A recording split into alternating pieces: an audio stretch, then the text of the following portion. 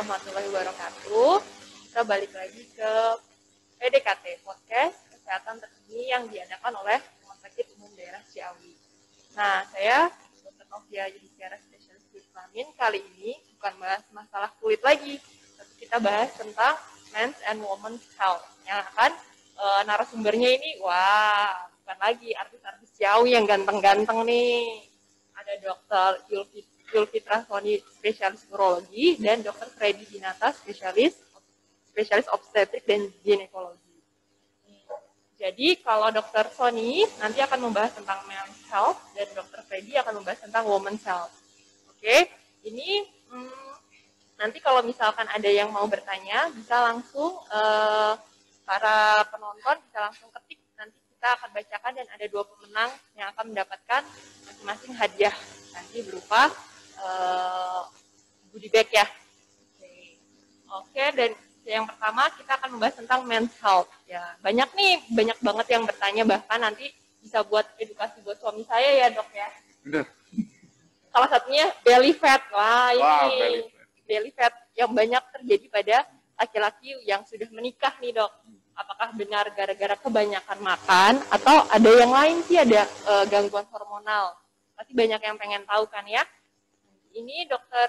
Soni, spesialis urologi ini menyelesaikan pendidikan dokter spesialisnya di FKUI 2001 ya dok ya.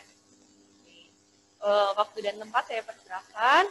Nanti, dok, nanti kita akan membahas tentang yang pertama tentang mitos-mitos dan fakta dari men's health ya dok ya. Apakah benar nggak sih? Nah ini yang penasaran banget, saya pun termasuk penasaran. Benar nggak sih ada menopause pada seorang laki-laki? Apakah cuma wanita doang yang menopause? Atau laki-laki juga ada menopause-nya ternyata ya dok. Ini mitos atau fakta yang bisa saya edukasi ke suami saya juga. Oke, gimana dok? Sehat? Alhamdulillah sehat. Sehat ya dok ya. Masih tetap praktek ya dok ya? Masih. Dikurang-kurangin nggak jadwalnya di dok? Ya mutlak ya, kita beradaptasi dengan pandemi, Dikurangi ya, karena ya banyak yang OTG juga ya dok ya? Iya, OTG. Gimana dok, mau langsung men-sharing tentang materi-materinya? Boleh, baik. Terima kasih Dr. Novi. Selamat pagi para pemirsa Health Netizen RSUD Ciawi yang berbahagia. Saya membawakan topik tentang men's health. Kalau men's health itu kayaknya sepertinya asing ya. Kita pakai saja istilah ini kesehatan pria biar lebih gampang diingat ya. Baik. Dengan bertambahnya usia para pria, ini buat para pria, boleh titip ke suami di rumah Dr. Novi ya. Iya. Nah, itu perhatian terhadap kesehatan badan, kesehatan tubuh ya akan berubah dengan bertambahnya usia. Kemudian, apakah muncul banyak-banyak pertanyaan ya di awam, apakah bertambah usia pria itu memunculkan disfungsi seksual? Kemudian ada juga pertanyaan, apakah seperti yang Dr. Novi ungkapkan tadi, apakah menopause seorang pria adalah mitos atau sesuatu yang true atau benar kan gitu. Kemudian apakah orang yang melakukan terapi hormonal seperti menggunakan testosteron itu akan membantu pria itu seperti muda kembali. Nah, ini kan cukup asik dibahas. Kemudian ya ini yang paling sering yang menjadi momok untuk pria paruh baya, belly fat atau perut buncit ya gitu ya. Jadi, karena makan atau karena memang ada hormonal iya, ya? Iya, ini ada beberapa hal nanti mungkin kita bahas sepintas ya. Pertama kita membahas tentang gangguan seks pada pria.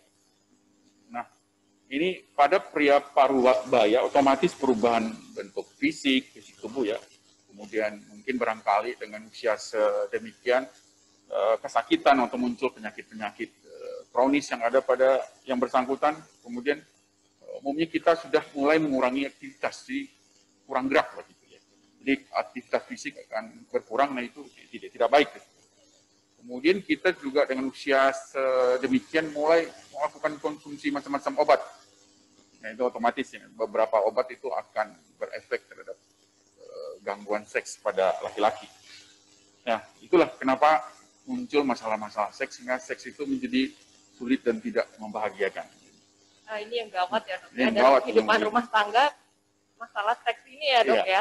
Jadi harus nanti lewat prianya, nanti yang lewat wanitanya lewat Freddy ya dok ya.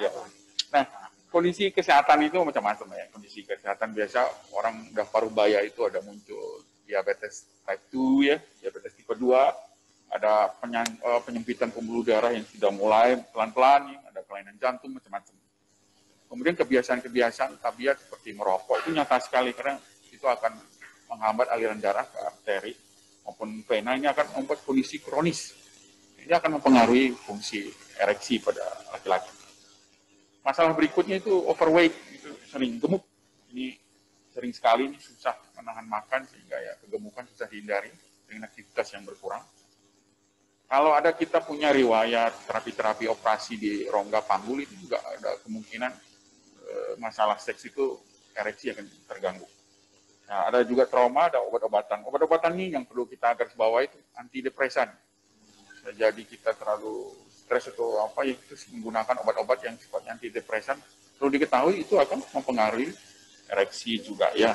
Antihistamin, orang-orang alergi yang berkepanjangan itu, konsumsi antihistaminnya berkepanjangan itu juga akan mengganggu aktivitas seksnya.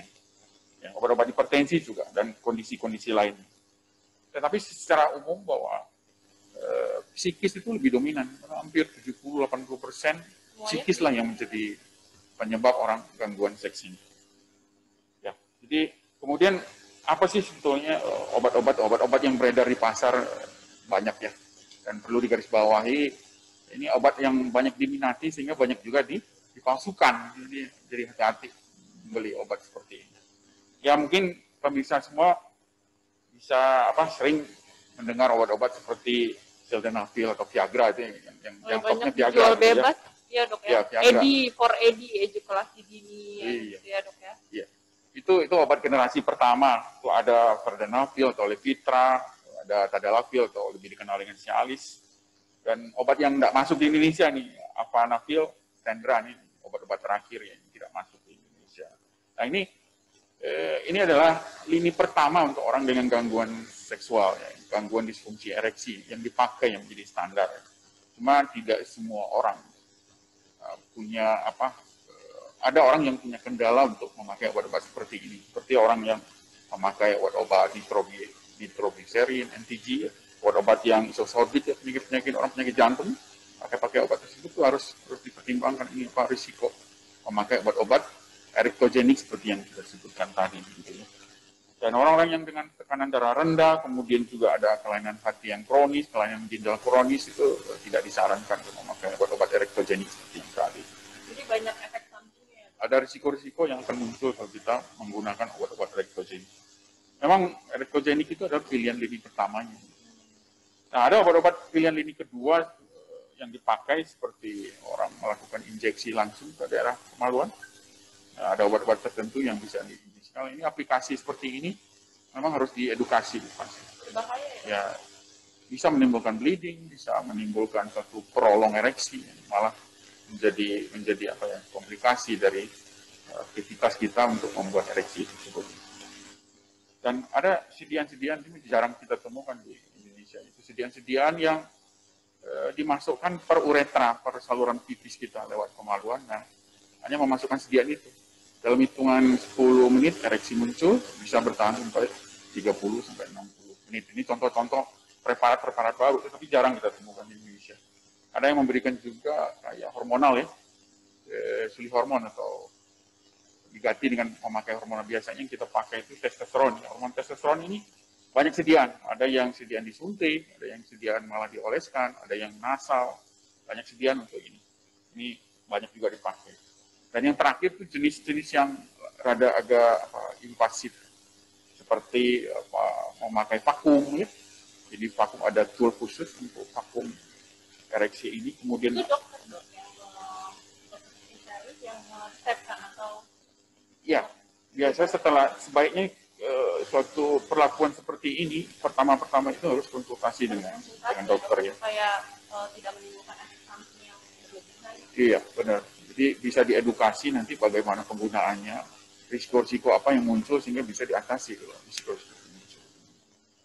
Ada yang lebih ekstrim seperti implantasi penis atau malah rekonstruksi di daerah kemaluan. Itu adalah suatu metode-metode lanjut yang memang ditemukan selain. hal penting sebetulnya yang harus kita perhatikan dalam gangguan ereksi seperti yang dibicarakan tadi. Psikis itu menempati urutan tertinggi gitu ya.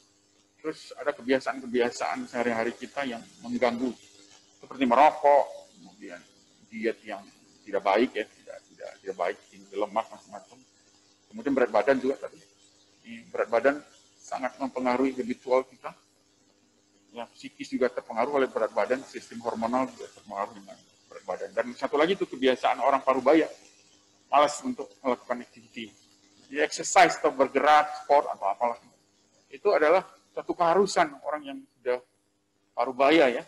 Karena itu harus diimbangi, karena nanti akan memunculkan gangguan-gangguan pengurangan massa otot, pengurangan density tulang, semua gangguan-gangguan tersebut itu akan mempengaruhi aktivitas dia. Dan itu adalah seperti gejala-gejala menopausnya laki-laki.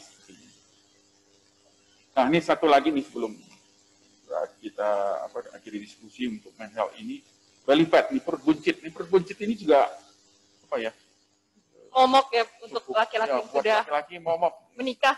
Enggak seperti dulu. Dulu berbeda sekali itunya motoknya. Kalau makin bagus, makin buncit perutnya, itu melambangkan kejayaan ya dok ya. Mapan. Tapi sekarang ternyata bukan. Karena justru perut buncit itu adalah sesuatu yang membahayakan kan gitu ya. Banyak yang denial nih kalau para suami-suami ini karena mapan, istrinya yang masakin, terus jadi mau nggak mau harus makan ya, enak nggak enak harus dimakan ya dok ya. Iya. Tapi apakah itu benar karena makanan atau karena ada gangguan hormonal dok? Ya, intinya memang ini kombinasi beberapa hal, terutama itu habit, kebiasaan. Karena pertama kita itu makanan benar mutlak ya.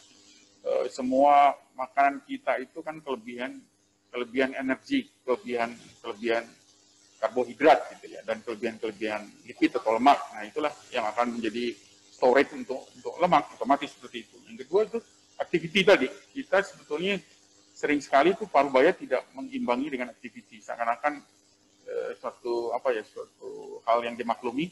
Kalau kita parubaya itu nggak usah bergerak, kurangi aktiviti, padahal sebetulnya tetap dibutuhkan aktiviti justru untuk memicu, untuk merangsang otot, tulang tetap bugar, badan aliran darah tetap bugar gitu ya.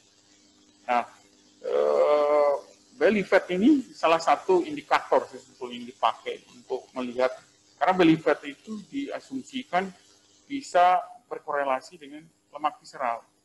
Jadi coba kita bayangkan bagaimana lemak yang banyak tersebut mengikat organ-organ visceral kita sehingga aktiviti organ visceral itu pasti terganggu, tergambar begitu. Bekerja berat, jantung yang dikelilingi oleh lemak akan bekerja berat untuk melawan himpitan lemaknya. Jadi ini sebetulnya di samping itu ya banyak hal yang lebih berbahaya lagi. Karena dia di samping di luar, posisi di dalam juga intravaskular, di dalam pembuluh darah kita itu akan membuat pembuluh darah menyempit. Dan ini, banyak hal yang akan dikejar oleh organ-organ yang penting dari kita itu dengan adanya penyempitan pembuluh darah. Nah itu mungkin Dr. Novi, atau mau saya tambahkan tentang male menopause tadi yang dibilang apakah itu mitos atau real. Ini menarik dok ya. Iya. Sebetulnya apa sih yang kita bilang menopause pada laki-laki itu? Menopause pada laki-laki itu ya ciri khas laki-laki adalah testosteron. Ciri khas wanita adalah estrogen kan gitu ya. Nah, sebetulnya yang kita definisikan sebagai menopause-nya laki-laki itu adalah penurunan gradual dengan bertambahnya usia. Gitu. Secara puncaknya testosteron laki-laki itu usia puber, adolescent gitu ya. Nah itu adalah puncaknya testosteron. 30 tahun itu sudah terjadi penurunan. Untuk predik kita udah betul. Makanya umur 25 tahun laki-laki udah pada pengen nikah ya dok ya. Harus nikah. Harus nikah ya. Jadi 30 tahun itu sudah mulai menurun. Jadi puncaknya justru adolescent. Kalau sudah menurun itu ya dari tahun ke tahun itu bisa ada riset ya. Bisa penurunan testosteron itu 1%. Kalau mulai 30, 31 turun per tahun 1%. Jadi yang bisa dibayangkan ya, umur 60 berapa persen lah mestinya kadar testosteron terjadi penurunan. Nah itulah yang sebetulnya yang dimaksud dengan menopause-nya laki-laki. Dimulainya penurunan kadar. Nah tapi kalau misalkan kan ada yang puber kedua nih dok, laki-laki itu testosteronnya tuh naik lagi atau memang kepengen aja mau poligami? Ya, secara klinisinya, secara klinis atau terukurnya suatu testosteron itu tidak ada surge-nya penaikan testosteron lagi setelah umur sekian. Tapi yang sudah dibuktikan itu adalah 30 tahun ke atas ya? Itu justru testosteron itu makin lama makin turun. Jadi itu ininya. Makanya salah satu kaitannya dengan disfungsi seksual pada laki-laki di usia-usia sudah mulai ini ya dok, di usia 30 ke atas sudah, karena testosteronnya memang turun. Di samping tadi yang lifestyle tadi, makan, geraknya sedikit, terus banyak psikologis, karena kan tuntutan ya dok ya, banyak udah punya istri, udah punya anak, tuntutan harus kerja terus. Jadi makin pusing ya, makin stres, ada disfungsi. Ya, mungkin ada beberapa hal mungkin untuk health netizen RSUD Ciawi bisa perhatiin. Untuk laki-laki yang parubaya nih, pria parubaya. Kadang-kadang testosteron itu ciri-ciri lagi gitu ya. Kalau usia sudah 40 atas, kita ada ciri-ciri yang menjadi pegangan bahwa kita menduga ini testosteronnya rendah. Gitu. Tapi yang paling baik itu adalah diukur, diperiksakan di lab. Jadi cirinya ya tadi itu. Jadi desire, keinginan seksual itu menurun. Terus kita itu menjadi tidak mudi, kurang ide, lemah gitu ya. Dan menyangkut infertility juga. Jadi infertilitas kita mulai usia seperti itu akan menurun. Walaupun ya pembuktiannya tetap aja punya anaknya umur 40 laki-laki. Umur 60 juga. Umur 60 juga punya anak, tetapi secara hitungannya terjadi penurunan fertilitas lah gitu ya. Ya itu kurang lebih. Terus kalau yang realnya itu suka kalau orang-orang yang benar-benar nyata kekurangan testosteron itu flashing.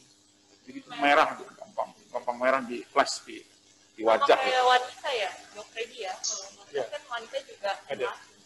Kalau lagi marah kalau wanita. Oh marah. Tiap hari marah ya dok. Tiap hari marah. Rewet ya kalau wanita. Ya jadi kurang lebih begitu. Makanya ada suatu pakem dalam terapi hormonal ini yang dinyatakan. Kalau di Amerika itu ada clinician Amerika, mereka baru akan melakukan suatu studi atau terapi hormonal ini, testosteron ini, kalau memang terukur rendah. Yang kedua memang ada indeks atau angkanya untuk menilai bahwa secara klinis ini nyata bahwa dia kekurangan testosteron klinisnya. Jadi dua hal itu mereka akan melakukan terapi hormonal. Jadi kurang lebih seperti itu. Mungkin nanti health netizen FD Ciawi monggo silahkan bertanya. Kita akan coba jawab. Baik, Dr. Novi, terima kasih pemirsa. Terima kasih Dr. Sony atas penjelasannya tentang kesehatan pria. Nanti kalau bila ada yang mau bertanya, langsung bertanya ternyata dok. Wah, dapat tanggapan. Oke. Saya juga sebenarnya mau nanya, tapi nanti aja ya dok ya, karena banyak ternyata pertanyaannya. Ini pertanyaan dari Rizal Dikri dari Instagram. Apakah pola makan dan gaya hidup mempengaruhi kesuburan pria, dan apakah faktor umur berpengaruh? Tadi ya dok ya udah. Ya mungkin Mas Rizal ya. Tadi dijelaskan sangat mempengaruhi, usia sangat mempengaruhi ya, karena faktor usia secara hormonal kita juga terjadi penurunan hormon mulai 30-an tadi. Secara kemampuan testis untuk memproduksi sel benih, sel sperma itu juga akan terjadi penurunan. Jadi otomatis fertilitas juga akan terganggu atau menurun lagi juga. Jadi memang pola makan dan gaya hidup yang tadi ya. Pola makan sangat mempengaruhi. Itu tadi membuat kita kelebihan energi sehingga akan ditumpuk dalam bentuk lemak. Energi kita itu akan ditumpuk dalam bentuk lemak dan peningkatan lipid tubuh atau lemak tubuh. Dan kalau lihat kebiasaan ya yang paling sering dihubung-hubungkan itu adalah merokok. Karena merokok itu dianggap akan mengurangi aliran ke arah vena dan arteri. Artinya itu semua aliran ke pembuluh darah ke organ-organ kita akan mengalami kekurangan nutrisi itu sangat mempengaruhi. Terutama untuk organ-organ seks ya, itu mempengaruhi sekali. Rokok. Bagi yang merokok ya, jadi coba dihentikan, kurangi dan dihentikan ya. Kemudian pertanyaan kedua dari David Tengkar dari Instagram. Di zaman milenial seperti sekarang ini, apa sih yang menyebabkan penurunan kesuburan pada pria? Udah tadi ya, Dok ya, kesuburan ya, dari lifestyle ya. Dok. Lifestyle. Satu lagi itu tambahannya activity ini sengaja mungkin saya tekankan karena apa ya, apalagi dalam keadaan pandemi atau kebiasaan sekarang lah kita yang muda-muda ini ya, duduk di depan komputer sekian jam, menghabiskan waktu tanpa aktiviti, tanpa gerakan, tanpa apa itu olahraga. Ambil ngemil ya Dok lagi. Itu sangat nyata sekali menonton gerakan seperti itu. Jadi tidak ada exercise sama sekali. Dan paruh baya sekalipun mutlak harus melakukan exercise. Kalau tidak ingin massa otot, densitas tulang itu akan terjadi penurunan dengan bertambah waktu. Harus banget wajib olahraga. Nah ini dari Ajeng Normala dari Instagram. Bagaimana sih Dok caranya meningkatkan libido laki-laki? Nah ini pertanyaan serius nih. Banyak ya soalnya ya, ada istrinya disuruh apa gitu ya. Nih, pertama kita definisinya dulu, libido nih. Libido itu pengertiannya hasrat. Selama orang itu hormonal tubuhnya, dalam hal ini testosteronnya bagus, mestinya libido itu tidak akan terganggu. Kalau itu terganggu, lebih cenderung sifatnya psikis. Jadi memang ada riset itu, 70-80% risetnya menunjukkan psikis itu dominan. Ya, kalau untuk mengetes hormon yang sederhana, ada fase-fase diurnalnya hormon itu ya, pagi, malam, ya, malam. Itu akan muncul ereksi-ereksi. Nah, biasanya kalau dalam anamnesis kelainan ereksi kita tanya, apakah ada ereksi paginya? Nah, itu cara sederhana untuk menentukan hormon. Keadaan hormon tubuh itu sudah sederhana. Tapi yang lebih validnya tetaplah kita ukur dengan pemeriksaan. Testosteronnya itu ya Dok ya, testosteron. sama psikisnya ya jadinya. Jadi beda ya umur 40 sama umur 25 gitu, laki-laki umur 25 libidonya lagi tinggi-tinggi, testosteronnya lagi surge, lagi puncak ya Dok. Lagi puncak-puncak. Jam puncak.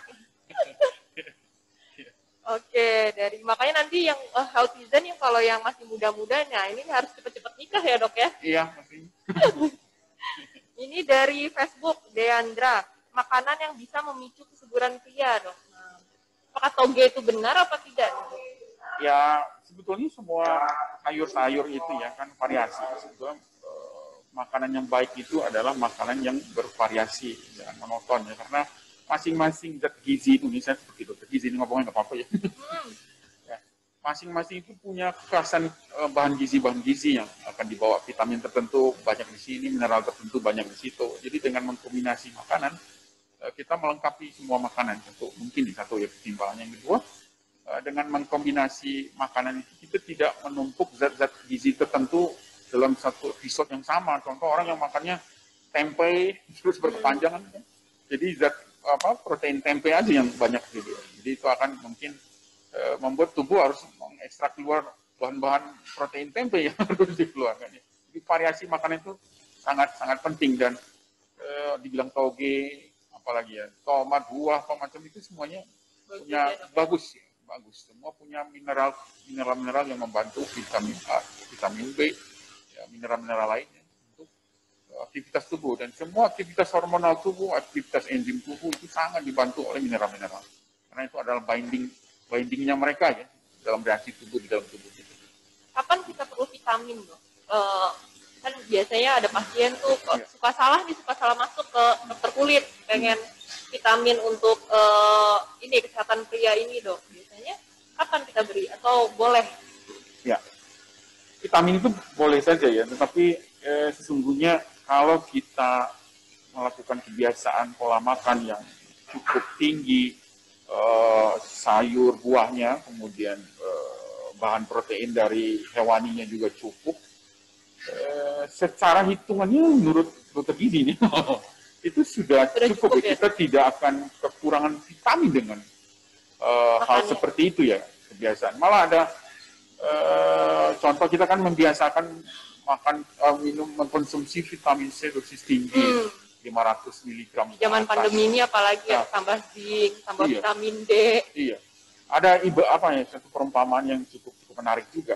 bahwa jeruk itu hanya mengandung di bawah 50 miligram di satu jeruk. Jadi kalau seandainya kita makan vitamin C 500 miligram itu mengibaratkan kita lagi makan jeruk satu bakul gitu ya. Jadi kan Berlebihan ya dok ya? Sepertinya berlebihan gitu. Jadi intinya adalah bahwa apa yang kita konsumsi dengan seimbang itu adalah suatu hal yang perfect. Oke. Oke, sudah cukup untuk pertanyaannya? Oh masih banyak dok ternyata ini. Dokter Freddy dulu akhirnya. Nanti dokter Freddy lebih banyak lagi kan. Wanita sama pria 5:1 dok. Iya, Dok. Terus ini dari Farinah via Zoom. Gangguan seksual atau ereksi tadi dokter mengatakan karena banyak atau sering konsumsi obat alergi. Apakah seperti insidal itu terpengaruh? Nah, ini ada kaitannya dok, alergi, insidal kan antihistamin ya dok ya. Saya sering sekali dokter kulit pasti memberikan antihistamin. Apalagi yang punya urtikaria atau kaligata kronis. Nah, itu gimana dok? Harus dihentikan atau bagaimana? Ya, obat-obat seperti itu kadang-kadang kita susah untuk menghentikan ya. Apalagi kita punya suatu keadaan atopik tertentu. Jadi kita akan membutuhkan obat-obat seperti itu.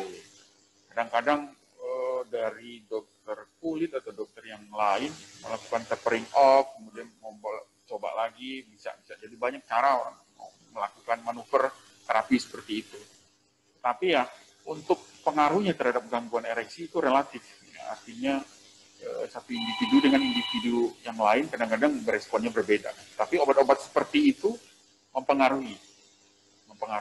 Ya, nanti tinggal kita evaluasi aja. Kalau kita misalnya mengalami suatu atopik tertentu, kita menggunakan obat-obat antihistamin, coba diamati aja, diobservasi saja. Obat-obat seperti itu mempengaruhi. Obat-obat hipertensi mempengaruhi.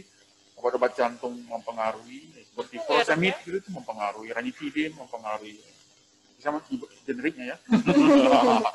Jadi bingung, semakin tua kan semakin banyak penyakit ya.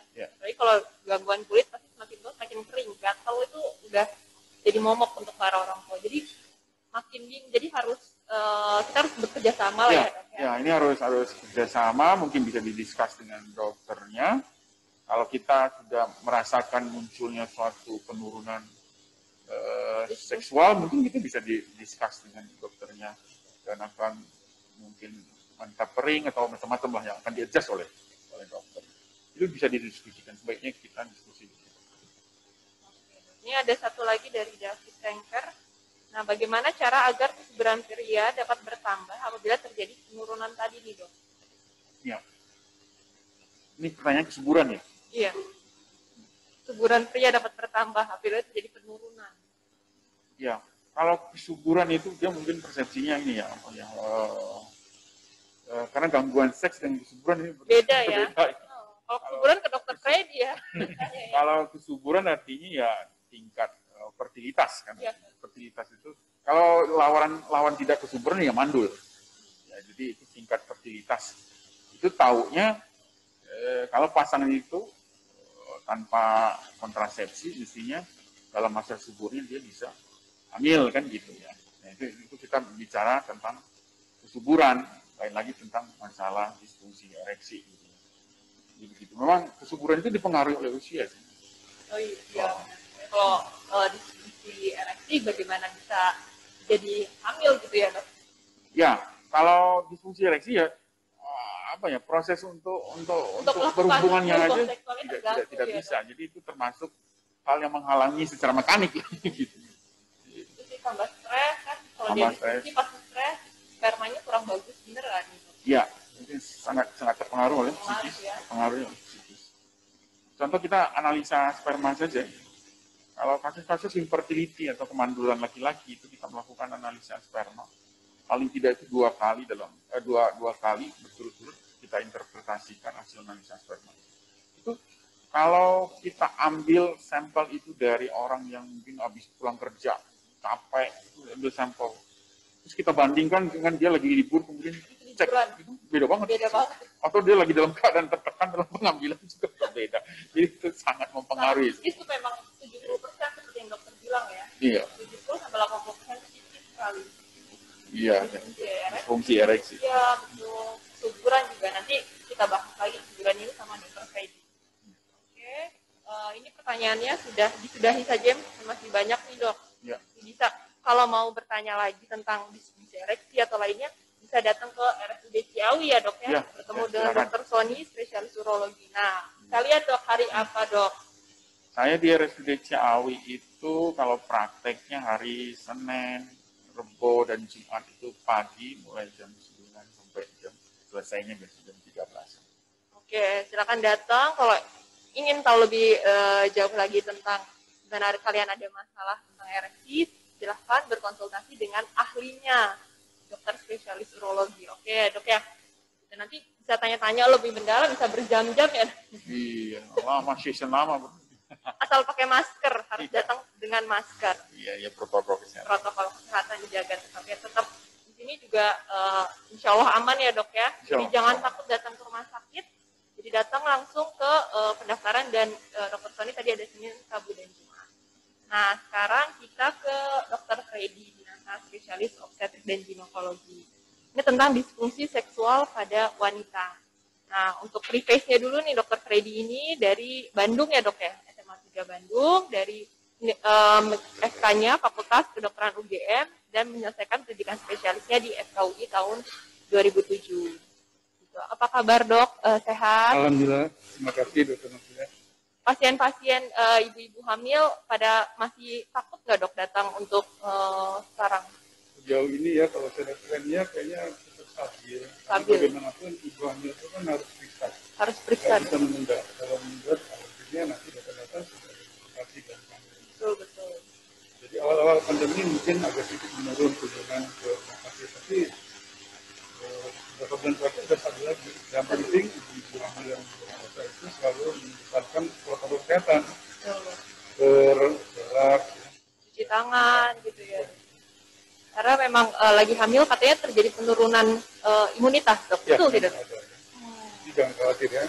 Tetap di rumah sakit kita selalu mengedepankan kesehatan dan hal ini termasuk rujukan ya, rujukan COVID. Tapi kita selalu memisahkan mana pasien yang COVID, mana pasien sehat saja, Insya Allah ya dok ya. Asal protokol kesehatannya tetap dijaga. Nah ini Dr. Freddy mau membahas tentang disfungsi seksual pada wanita. Nah yang pertama kali apa sih disfungsi seksual wanita itu yang banyak nih? Apakah nggak bisa melakukan hubungan seksual sama sekali atau bagaimana? Karena saya juga penasaran nih seperti apa. Jangan-jangan ya kan? Ya dok, silakan waktu dan tempat. Ya sebelumnya saya ingin menyapa dulu netizen SBKW semuanya dimanapun Anda berada. Semoga kita semua selalu sehat ya. Di sini saya sebenarnya sebagai narasumber untuk subtopik dari tema utama yakni men health ya. Tapi karena saya backgroundnya ilmu kandungan kesehatan pada perempuan atau reproduksi, jadi ini untuk subtopiknya dari materi yang sudah disampaikan oleh Dr. Sony. Ya karena kita tahu keberhasilan suatu hubungan seksual pada pasangan suami istri tidak mungkin hanya dari men health saja. Istri juga harus punya tanggung jawab untuk menjaga kesehatan reproduksinya sehingga hubungan tersebut bisa berhasil. Oke. Jadi tadi pertanyaan pertama dari Dr. Nafia, apa sih yang dimaksud dengan disfungsi seksual wanita? Ya secara umum artinya ya gangguan fungsi seksual yang dialami oleh wanita, dan ini bisa dibagi menjadi 4 jenis, yaitu gangguan hasrat seperti tadi Dr. Sony menyampaikan pada laki-laki juga ada ya, gangguan hasrat atau tidak bergairah. Kemudian ada lagi yang merupakan gangguan stimulasi, jadi tidak ada respon atau dingin gitu ya, kalau responnya dingin ya. Kemudian yang berikutnya adalah gangguan orgasme, dia bisa melakukan hubungan seksual tapi tidak pernah sampai klimaks, ini juga merupakan gangguan. Dan yang terakhir adalah gangguan nyeri pada saat akibat dari gangguan atau disfungsi seksual pada wanita. Banyak ya dok ya, ada 4 dan banyak pasti dari 4 itu ada penyebab-penyebabnya sehingga bisa terjadi seperti itu ya dok ya. Ya, penyebabnya juga ada beberapa, mungkin slide yang ditayangkan kepada netizen, bisa di next lagi ya, penyebabnya tanda dan gejala ya. Oke, mungkin sebelum penyebab ini ada ditayangkan tanda dan gejala ya, yang bisa kita paparkan. Yang pertama, hilangnya minat hubungan seksual, jadi sangat tidak ada minat ya. Walaupun itu kan udah kewajiban seorang istri perempuan by suami. Iya. Jadi kalau udah nggak minat ya gimana ya, nanti suami juga lama-lama di stres, akhirnya mengalami diskusi juga sama stresnya. Atau yang lebih horor lagi, cari yang lain ya dok ya. Oh itu lebih horor dari halal ya. lebih horor dari hantu tuh kalau bagi para wanita ya dok. Ya, nanti pelan-pelan bawa penyakit menular seksual. Nah, iya betul itu yang horor. Oke, kemudian yang kedua dysautonomia bisa juga berupa gejala jadi saat berhubungan. Ada memang beberapa istri yang merasakan seperti ini ya. Dan bayangkan kalau dia sudah merasakan nyeri pasti ya, ini ya, ya, tidak enjoy ya dok ya. Ya, akhirnya suami juga dengan rasa kasihan akhirnya akan sangat itu ya, hati-hati atau bahkan tidak mau berhubungan lagi dengan istri. Ujung-ujungnya nanti takutnya cari yang lain lagi ya dok. Lebih horor lagi. Ujung-ujungnya gitu ya. Orang para istri gitu dok, takutnya dok. Ya, kemudian ada juga gejala dari perasaan yang tidak bahagia, rasa bersalah atau malu ya, yang sebagai sebab frustasi, gelisah, cemas, dan juga ada juga mereka yang kurang tidur, insomnia. Ini beberapa gejala yang bisa kita tandai dari bagian dari gangguan seksual pada perempuan. Next slide-nya. Nah, jadi kapan seorang istri atau perempuan bisa, yaitu kalau sedang merasa ada gangguan yang tidak nyaman dan terus-menerus, ya, itu memang sudah mulai menggunakan diri ke tempat kandungan atau ke psikolog, ya, tergantung dari mana penyebabnya.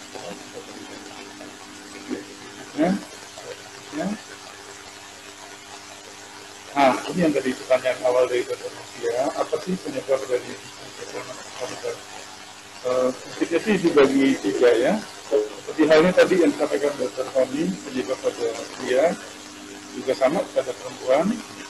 Ada yang akibat dari psikis paling besar, disebutkan di sini dokternya. Kemudian ada kondisi-kondisi medis tertentu, penyakit-penyakit kronis seperti jantung, penyakit darah tinggi, penyakit manis, ya. Kemudian penyakit dan pergi kayak encok-encok itu yang kumat ya, itu mengganggu banget. Itu lagi kumat encoknya diajak berhubungan, bisa dilempar pakai kuali. Makin encok. Makin encok.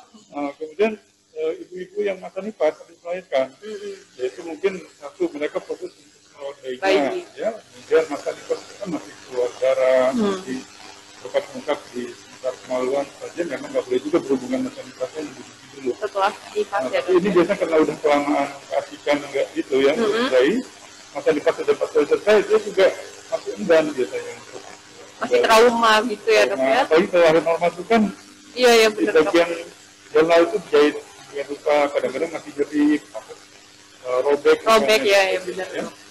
Kemudian istri-istri atau perempuan yang punya penyakit berat seperti kanker payudara, kanker rahim, ya. Kemudian juga mereka yang masuk di motor, misalnya ini bisa menyebabkan disfungsi seksual pada perempuan. Kemudian tadi masalah psikologis ya, seperti hal-hal yang tabu yang menjadi gangguan pikirannya. Kemudian ada masalah rumah tangga seperti yang berkelanjutan ya. Dulu ketika sebelum nikah ada riwayat berpuasa atau pelecehan seksual, itu juga mempengaruhi ya. Juga akan mengganggu pada saat dia sudah menikah. Kemudian yang ketiga adalah obat-obatan. Tadi dokter ini juga menyebutkan ya, kalau untuk perempuan ini yang saya baca itu yang paling sering itu obat anti depresi, itu ya, jadi bisa menurunkan libido, ya. Kemudian juga obat-obat untuk menurunkan kadar tinggi, obat antihipertensi, ya. Itu macam-macam obat yang disinyalir bisa menyebabkan gangguan pada fungsi seksual wanita. Termasuk tadi Dr. menyampaikan obat antihistamin. Obat flu kan banyak tuh. Iya, betul dok. Kalau digunakan temporal saja, misalnya ada gejala batuk, pilek, minum, oke lah. Tapi kalau long term ya dok ya, long term, jangka waktu lama. misalnya pasien-pasiennya punya bersin-bersin kronis alergi, ya, itu kan dia selalu harus siap tuh. Itu kalau jangka panjang bisa menyebabkan gangguan fisik pada perempuan. Dan yang cukup harus diperhatikan juga kontrasepsi. Kontrasepsi yang mengandung hormon estrogen progesteron itu kan bisa menurunkan testosteron. Karena perempuan itu juga punya testosteron dalam kadar yang normal, ya, tapi tidak terlalu tinggi. Nah, kalau menggunakan KB dengan kandungan hormonal seperti suntik KB, pil, implan, itu juga bisa menurunkan libido seorang istri. Nah, jadi hati-hati untuk ibu-ibu di rumah yang pakai kontrasepsi hormonal, kalau merasakan setelah menggunakan KB itu kok agak ini ya, jadi malas, ya, itu mungkin dari testosteron.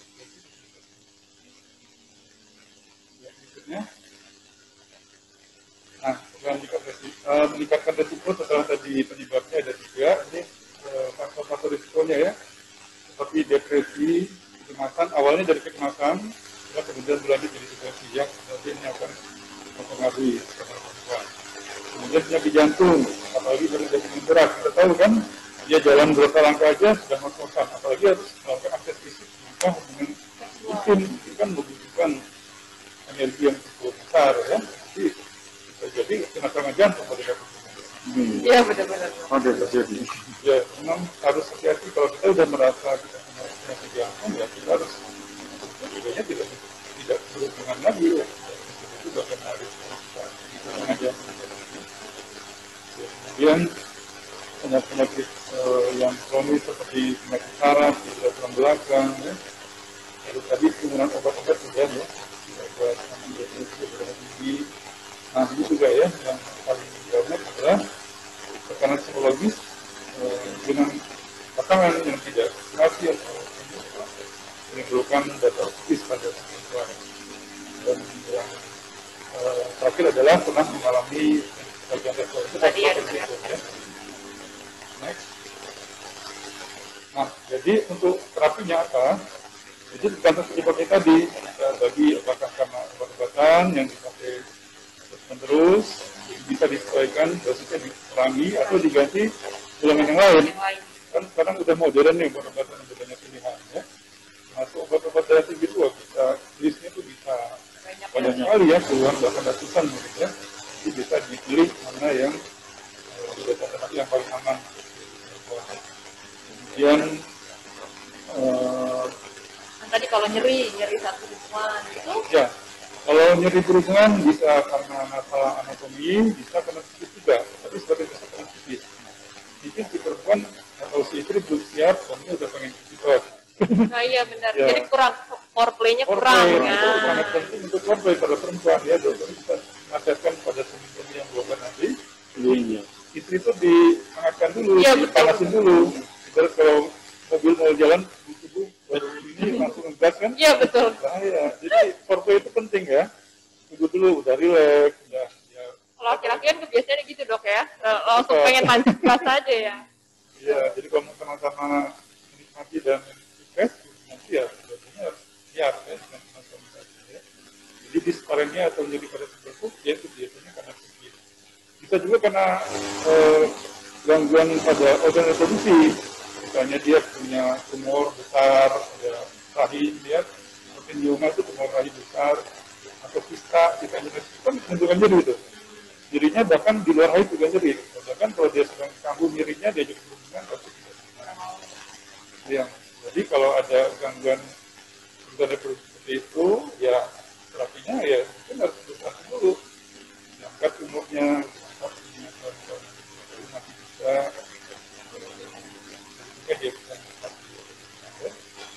Kemudian pada perempuan-perempuan yang menopause, ya, keluhannya paling sering adalah suka kering. Ada obatnya dengan tadi terapi hormon bisa. Kemudian yang paling simpel sederhana, risikonya tidak tinggi, itu dengan rumah. Ya. Dan sederhananya pakai itu jelly ya, harus tahu ya, jelly yang dipakai untuk BSB itu. Kita menggunakan Kalau ada yang menggunakan seperti pil KB untuk itu. KB itu mungkin larinya ke ini, terapi hormon. Oh, Tapi ingat, itu tidak segampang yang kita perkirakan. Syarat-syaratnya harus terpenuhi. Karena banyak efek samping. Iya, jadi payudaranya harus aman dari tumor, ya, kemudian tidak ada penyakit yang lain yang berat yang Bahkan dokter Freddy juga tadi bilang kan kalau karena KB pun bisa menurunkan libido. Ya. Ya, jadi memang harus kalau KB-nya harus konsultasi dulu ya ke dokter Opin sebelum POKB. Dan juga pada perempuan-perempuan misalnya usia menentukan osteoporosis ya, atau ada juga mengalami shock radang sendi, itu ya pengobatan kita lakukan ya supaya dirinya tidak mengganggu fungsinya.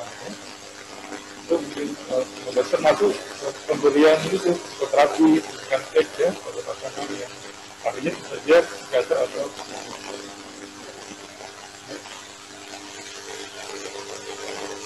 ya, jadi nanti kalau kita dari pasien berobat ke dokter karena sudah melakukan semua gangguan, ya dokter akan menegakkan diagnosis berdasarkan riwayat medisnya, kemudian fisik, peningkat panggul orang perempuan ya, tahu memang asalnya di situ ada tumor atau penyakit yang lain ya.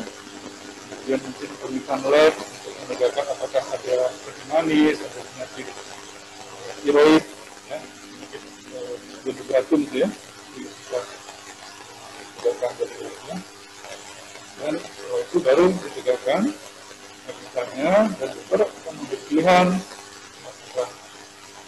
kalau misalnya sedikit nanti kita tugas ke dokter gigi atau dokter psikolog ya.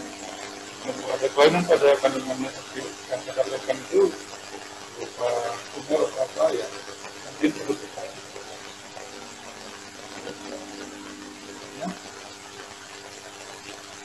apa saja perubahan gaya hidup atau pengobatan yang bisa mengatasi disfungsi pada wanita. Nah, tadi dokter juga menyampaikan tentang lebar, yang pertama juga untuk perempuan, yaitu melakukan olahraga ya, yang teratur. Nah, dia sebenarnya kurang olahraga dia. Ini nasihatin orang bisa, tapi kadang-kadang ya kurang.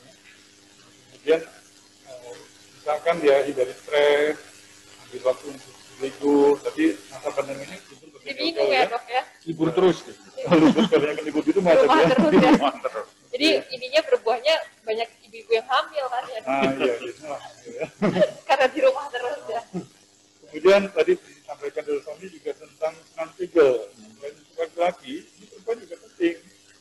Ya, jadi senam pegel ini adalah upaya melatih otot dasar panggul supaya nanti pegel ini jadi bagus ya. Senam pegel ini bisa dipakai untuk perempuan yang mengalami gangguan kemih, ya. Kemudian bisa juga untuk seksual. Jadi caranya seperti menahan kentut ya. Kalau kita kentut, kalau kita tahan atau ditahan itu itulah gerakan yang benar dari senam pegel. Itu gampang sekali melatihnya di rumah ya. Senam pegel yang teratur, jadi otot dasar panggul masuk pagi itu jadi bagus itu ketika menjepit hatinya suaminya. Itu berapa kali sehari? Ada ininya, ada serialnya ya. Biasanya awal-awal kan baru mengenal otot panggul yang mana. Kalau dia sudah tahu otot yang mana, baru dilanjutkan dengan latihan serial. Itu bisa di mana aja, pada saat kita duduk begini, nonton TV itu bisa. Jadi tidak perlu alat, tidak perlu khusus karena begini. Nggak ketahuan lagi ya dok ya? Nggak ketahuan. Tahu. Ini lagi senam pegel. Ini lagi senam pegel.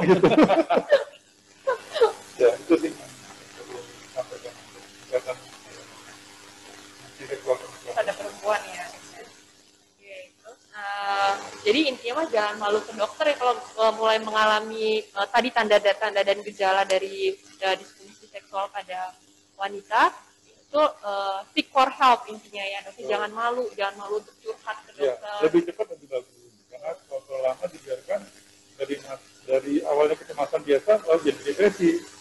Udah depresi nanti sudah kemana-mana tuh. Tambah susah ya dok, karena faktor utama tadinya adalah yang tadi, pertama adalah psikis ya dok ya. Psikis makin diperparah sama misalkan dia minum obat atau punya penyakit lainnya makin parah ya. Organ-organ yang sehat jadi ikutan juga, misalnya di lambung. Betul. Karena psikis itu utamanya 70% 80%. Jadi jangan malu untuk mencari bantuan kalau misalkan para healthizen ini merasa apakah udah nggak bergairah lagi, nyeri saat melakukan hubungan seksual. Tiba nyeri saat melakukan hubungan seksual itu banyak penyebabnya ya, ya. Bisa karena memang penyakit, kalau misalnya di spesies kulit kelamin karena infeksi menular seksual itu bisa menyebabkan nyeri saat melakukan hubungan seksual. Oke, sekarang lanjut ke pertanyaan, bisa dok ya? Oke.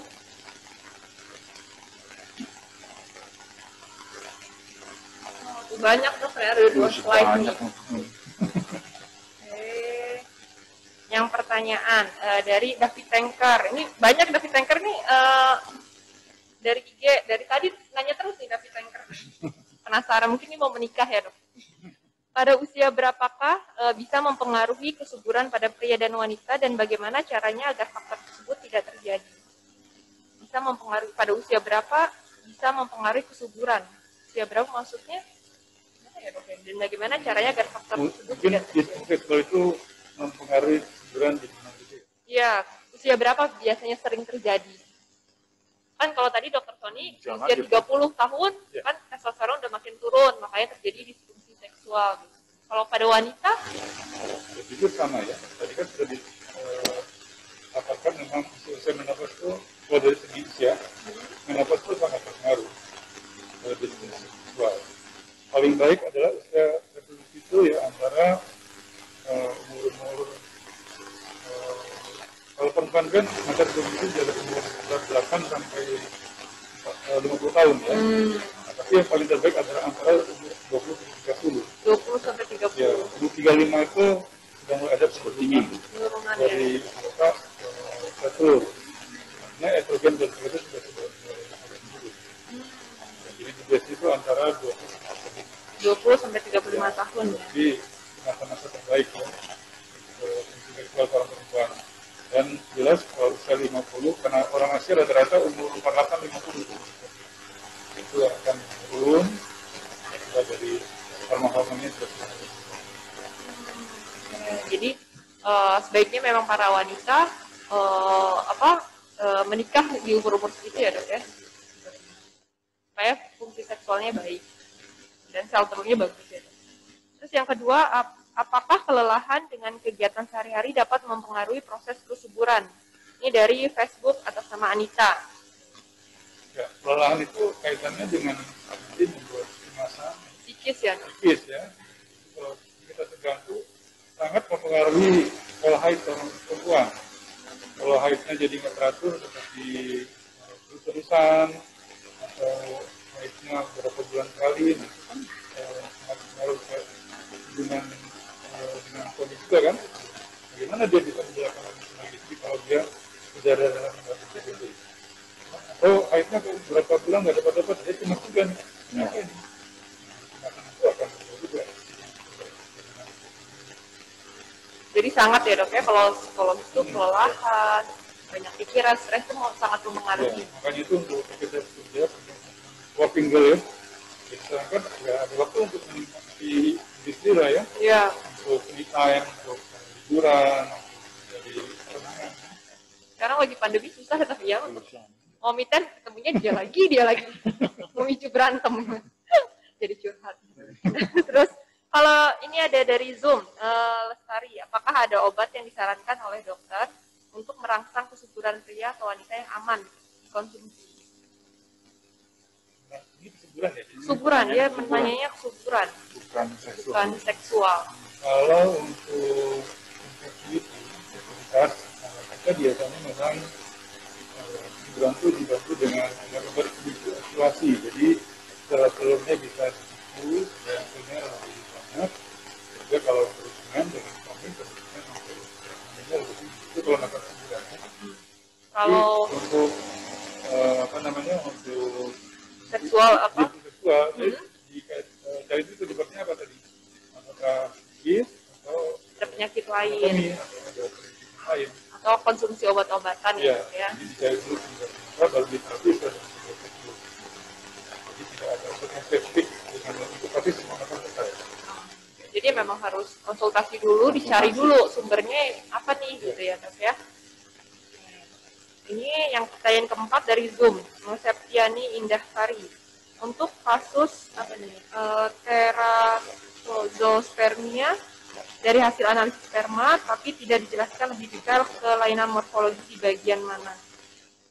Langkah apa yang harus diambil? Kalau Analisis sperma ya lebih bidangnya ya. Ya, mungkin saya bisa bantu jawab. Jadi dalam menganalisa sperma itu ada 3 hal yang perlu kita lihat gitu ya, diamati. Mulai dari jumlahnya. Jadi kalau jumlahnya rendah dibilang itu oligospermia, oligozospermia. Kalau bentuknya ada yang asteno, kemudian ada gerakannya, ya itu yang 3 hal itu diperhatikan dalam analisa sperma. Jadi ada suatu keadaan tertentu yang ketiga-tiganya tertekan, jumlahnya, gerakannya, bentuknya juga tertekan ketiga-tiganya. Itu sering kalau pada laki-laki itu varikosil, ya pelebaran pembuluh darah yang menggantung di scrotumnya itu yang membuat secara teorinya warming, menaikkan suhu dari testis itu. Karena testis itu adalah atau biji itu jadi itu tempat pabriknya membuat sel sperma. Jadi dengan peningkatan suhu 1 derajat saja itu bisa mengurangi produksi sperma itu 30%. Jadi mempengaruhi. Itu risetnya.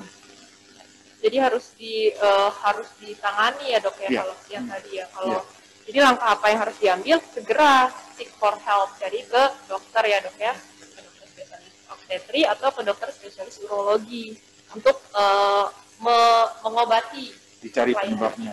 kelainan sperma tadi. Tadi kan dibilangnya dia ada teratozospermia dari hasil analis sperma.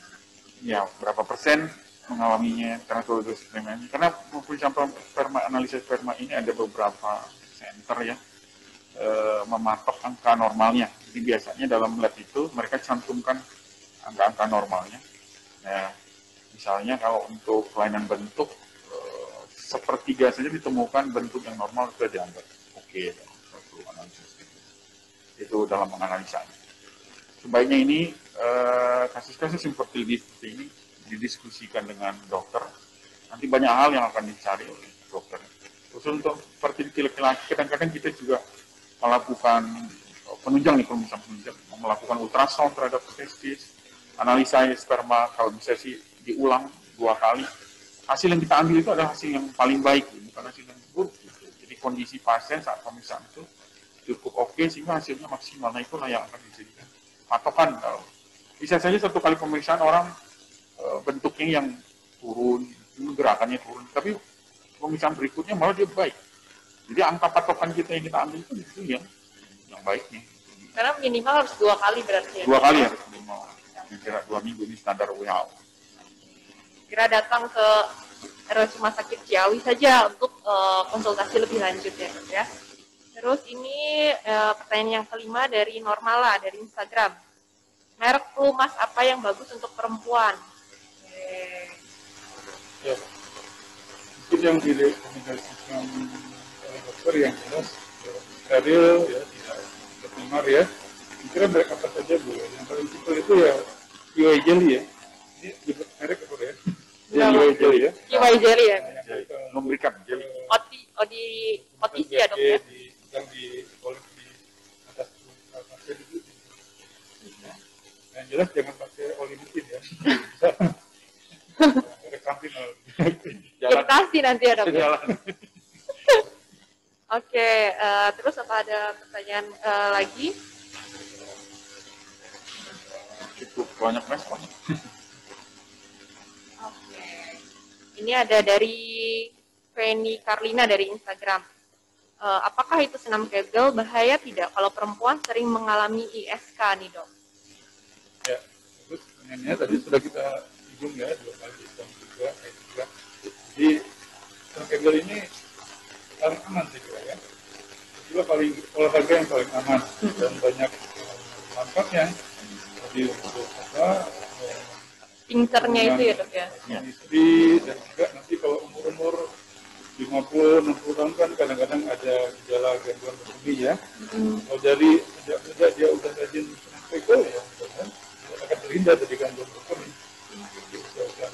atau yang lebih fatal itu ini turun peranakan. Itu kan akibat dari dasar panggulnya yang kendor. Umur usia dari anak banyak ingin melahirkan, dengan kritikal itu membantu juga melatih otot panggul supaya tetap bagus, posisinya tidak turun. Jadi, caranya gampang sekali tadi saya ilustrasinya seperti menahan kentut. Ya, coba Anda semua bisa lakukan di rumah. Semua insya Allah bisa ya dok ya, menahan kentut. Pas lagi kentut Kita tahan nih, jangan sampai keluar. Ya, jadi kita tahan. Nah, itu kita sedang melatih otot dasar panggul kita. Sampai dulu seperti itu. Dan itu nanti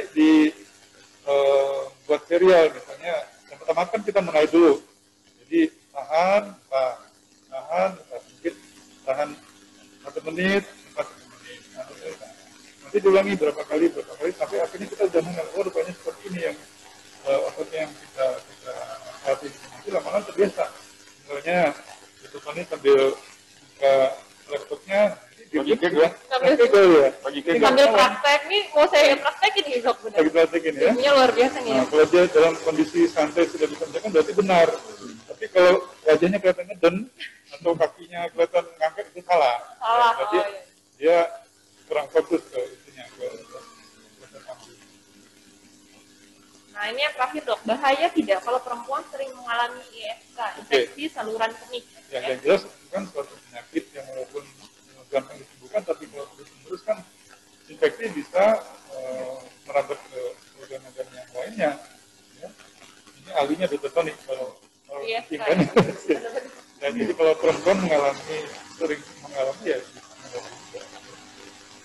Paling sering biasanya pada yang baru nikah kan ada namanya honeymoon cystitis sering terjadi pada orang yang baru menikah. Betulnya tipsnya bersih-bersih sebelum dan sesudah berhubungan. Ya tadi itu kalau buru-buru ya jadi nggak sempat bersih. Nah itu dok ya. Lagi kalau yang baru menikah, nah.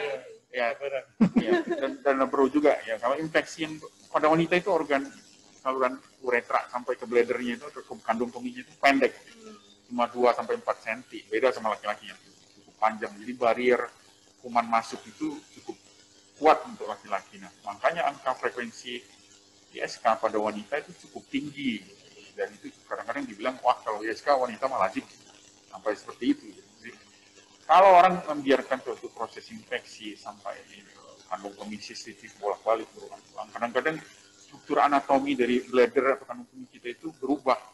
Sphincter yang sebetulnya menahan reflux, jadi reflux itu adalah baliknya aliran urin dari kandung kemih ke arah sebaliknya, ke arah atas, ke arah ginjal. Nah, ini sangat merugikan karena ginjal itu dibarir oleh tubuh supaya nggak kena. Karena itu ibarat tempat tipnya, jadi jangan kena dulu. Kalau kita sudah infeksi bawah, sudah mengenai upper tract, wah, itu akan mengganggu ginjal, itu sangat nyata secara sistemik mempengaruhi tubuh. Bisa memunculkan gagal ginjal. Yang pasti jangan diterapi sendiri, takutnya nanti dengan antibiotik dia jadi resisten malah yang tadi ya dok ya, malah naik ke atas. Segera kalau sering ISK segera berobat ke dokter ya, dicari penyebabnya. Oke, dari pertanyaannya dari niche healthizen-nya sudah selesai, sekarang kita diskusi dok. Nah, banyak nih yang saya tanya untuk saya pribadi ataupun healthizen dari yang tadi dokter Sony belum memberi contoh gimana sih senam kegel pada pria. Iya, sebetulnya senam kegel dengan pria itu sama saja dengan yang wanita. Intinya adalah melatih dasar panggul seperti yang diungkapkan Dr. Freddy tadi ya. Mungkin maaf ya seperti seperti mau buang angin kan gitu ya. Nah, kita itu melatih seperti itu. Kadang-kadang kita harus memahami bahwa kita sudah menggerakkan sphincter itu, otot bawah itu, otot dasar panggul. Nah, itu harus dilatih. Kadang-kadang belum ketemu sekali 2 episode, nanti akan ketemu. Jadi intinya ada 4 bagian, kita bisa melatih ototnya, udah mengetahui bahwa otot itu yang kita latih. Terasa itu bahwa gerakan sphincter atau anus kita itu terasa. Ya, kemudian juga ya harus rutin. Misalnya saat kita kegel nih 3 detik, kontraksikan, relax lagi. 3 detik, dan itu ada programnya lah. Ada yang dilakukan dalam satu hari itu sampai 3 kali kita melakukan Kegel gitu. Dan latihan-latihan seperti itu akan mempengaruhi seksual, akan mempengaruhi pola berkemih. Pada laki-laki itu sangat nyata pada orang-orang yang incontinence, yang susah nahan pipis, kencing atau pipisnya netes-netes. Ya terakhir berkemih itu kan tidak nyaman, termasuk keluhan berkemih untuk saluran bawah. Itu bisa diperbaiki dengan Kegel itu. Manfaat ya, gampang sekali kita Kegel. lakukan. Sama persis sebetulnya dengan yang pada Wanita ya. Sekarang ke Dokter Freddy. Nah tadi kan dikatakan ada terapi hormon ya dok ya, diskusi soal pada wanita ini. Nah apa sih positif dan negatifnya terapi hormon ini? Ya, terapi sedang itu biasanya berdasarkan yang sudah nah, hormon mereka sudah semua saja akan membuat banyak perubahan fungsi dan anatomi pada organ fungsi. Contohnya tadi seperti vaginanya kering ya, dan jadi dengan terapi hormon itu yang diberikan ada 2 hormon tadi, estrogen dan progesteron. Dia akan memelihara vagina tetap lembab, kulitnya tetap halus. Memang efek sampingnya yang lain yang baik, bukan efek samping ya, yang diharapkan juga ke kulit dan sebagainya. Jadi untuk kemampuan untuk seksual itu tadi ya, tapi masih tidak Emergik gitu ya dok ya? tetap dipertahankan. Tapi syarat-syaratnya banyak, harus dilakukan pemeriksaan mamografi, jadi ronsen di payudara, dan bahwa tidak ada benjolan apapun. Kemudian harus dipantau juga secara serial gejala-gejala osteoporosis ya, sebagainya. Karena ada beberapa penyakit yang tidak boleh sembarangan diterapi. Saya kira satu kasus yang sangat jelas yang dia itu terapi seluruh hormon, menjadi nama artis kita, itu kita. Oh, Ya. pantesan ya muda sekali. Tapi ya jangan seperti itu juga ya, kalau umur 90 wajahnya kayak umur 40 bahaya Iya juga. benar. Ngeri juga ya kalau yang kayak gitu ya. banyak yang berminat kan. Ya, tapi jauh ini kalau untuk kesehatan ya silakan, tapi tetap harus konsultasi ke dokter. Betul ya. Ya, jangan mencari ke klinik atau ke sendiri dengan itu kan bahayanya banyak ya. Ya pemberian bisa jantung, ke darah tinggi, kanker, Ya. lebih bahaya pada payudara. Iya. Ada nggak sih dok KB yang paling tepat untuk pasien-pasien dengan disfungsi? Jadi tadi kan sudah disampaikan bahwa yang non-hormon itu bisa, tapi dia semua ya. Jadi kita harus mengamati ketika seorang istri menggunakan KB suntik, jadi kelihatan sekali ada perubahan juga misalnya, ya. Itu harus lapor ke dokternya, ya. Sampaikan bahwa suntik seperti begini. Jadi pilihannya yang non hormonal, antara dengan kondom atau dengan IUD, dengan spiral. Jadi alat yang dimasukkan ke dalam rahim. Itu sebagai pengganti KB untuk mereka yang mengalami gangguan seksual pada saat menggunakan KB. Jadi jangan khawatir ya dok ya kalau Ada mau pilihan KB. lain. Ada banyak pilihan terapi KB ya dok ya. Oke, terus lalu ke dokter Sony nih tadi belum juga jelasin terapi kurang terapi hormonal nih kalau untuk yang pria testosteron ya dok ya. Ya, testosteron. Itu kapan tuh kita kan datang nih terus dicek nih ternyata testosteronnya turun seiring dengan dia misalkan laki-laki umur 35 tahun atau 40 tahun dengan terapi testosteron. Itu positif negatifnya apa nih? Pertama terapinya dulu ya, kapan kita melakukan indikasi. Memang masih debat ya, tetapi untuk perlakuan medis di luar sana, baik di kita maupun di Amerika atau Eropa, mereka mengindikasikan pemberian terapi itu kalau muncul klinis. Tapi tadi yang dijelaskan, usia mungkin sudah lebih dari 30 tahun, tidak ada faktor-faktor lain ya. Ada memang kemudian kita ukur lah, kalau memungkinkan ya, selain klinis itu kita ukur testosteronnya. diukur rendah. Nah, baru kita berikan preparat-preparat itu. Betul, preparat-preparat itu sampai saat ini banyak pilihan untuk testosteron itu sedianya. Ada yang bentuk salep, ada yang injeksi, ada yang oral, malah ada yang asal. Jadi sebetulnya sediaan itu mempermudah. Nah, risiko-risiko yang muncul seperti yang sama dari Dr. Freddy tadi ya. Bisa memunculkan gangguan kardiovaskular, ya bisa jadi hipertensi, juga ada kemungkinan kanker tertentu, terutama itu kanker prostat pada laki-laki, orang yang memakai pemberian testosteron. Makanya testosteron itu tidak dianjurkan pada orang-orang yang sudah didiagnosa dengan prostat, itu tidak dianjurkan. Malah kita mau membuat testosteron tubuhnya itu seminim mungkin. Makanya ada nilai kastrasi namanya. Justru orang siap prostat itu dikastrasi, dihabiskan. Jadi itu efek risiko. Ini juga memunculkan ginekomasti, ya, di efek risiko itu ada itu muncul. Jadi sebetulnya boleh saja kalau muncul satu memang klinis seperti hipogonad atau kurangnya hormon laki-laki itu nyata. Badan lemas, massa otot berkurang, berat badan berkurang gitu ya. Kaki apa tungkai atau badan tulang-tulang tubuh jadi lemas, kurang libido, kurang semangat gitu. Bentuk-bentuk keluhan-keluhan usia 30-an ke atas yang sudah mulai terlihat bahwa nah sebaiknya sih memang diukurlah kadar testosteronnya sehingga kita bisa melakukan terapi itu dengan pas ya, ini bahwa ini indikasi pemberian testosteronnya hormonalnya memang karena ada penurunan gitu ya. Itu yang paling pas ini. Kalau untuk sediaannya macam-macam. Nanti itu untuk dosis semuanya baiknya berkonsultasi dengan dokter. Sediaannya macam-macam, ada yang cuma dioles saja di perut atau di punggung, bukan di mana-mana, di perut, di punggung, ada di permukaan yang cukup luas, dioleskan di situ preparat testosteron. Ya, ada juga kalau yang mau cepat, biar libido cepat, langsung pakainya ke anal, gitu. nasal spray gitu ya, banyak pilihan sih sebetulnya kalau untuk preparat. Yang pasti harus konsultasi dulu ya. Sebaiknya konsultasi dan ya biasanya sebaiknya kita ukurlah kadar testosteron tubuh kita.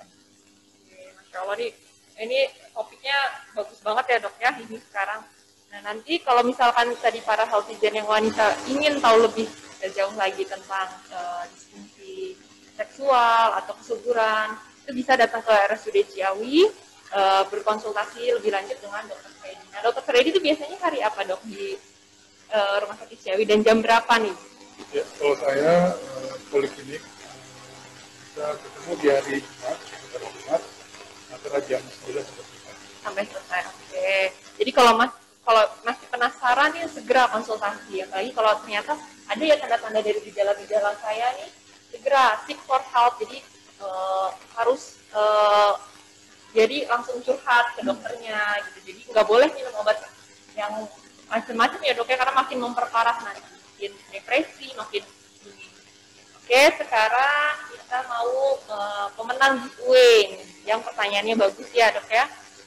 Ada dua, dengan syarat harus follow semua akun sosial media RSUD Ciawi. Nanti kalau misalkan sudah diumumkan, pemenang akan dihubungi oleh admin langsung dari RSUD Ciawi. Yang pertama David.tanker yang dari Instagram. Kemudian yang kedua Septiani Indahsari dari Zoom. Nanti akan mendapat ini ya goodie bag. Oke, terus kalau misalkan yang tadi kalau misalkan mau konsultasi lebih lanjut, silakan datang ke Rumah Sakit Umum Daerah Ciawi dan mematuhi protokol kesehatan yang utama ya. Jadi kita tetap menerima pasien. Jangan lupa pakai masker.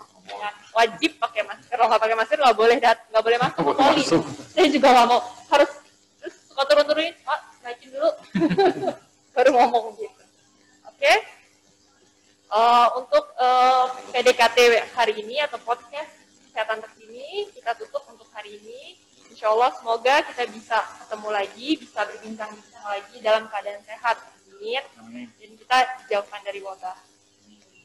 Oke, terima kasih semuanya yang udah nonton dan sudah bertanya. Assalamualaikum warahmatullahi wabarakatuh. Waalaikumsalam.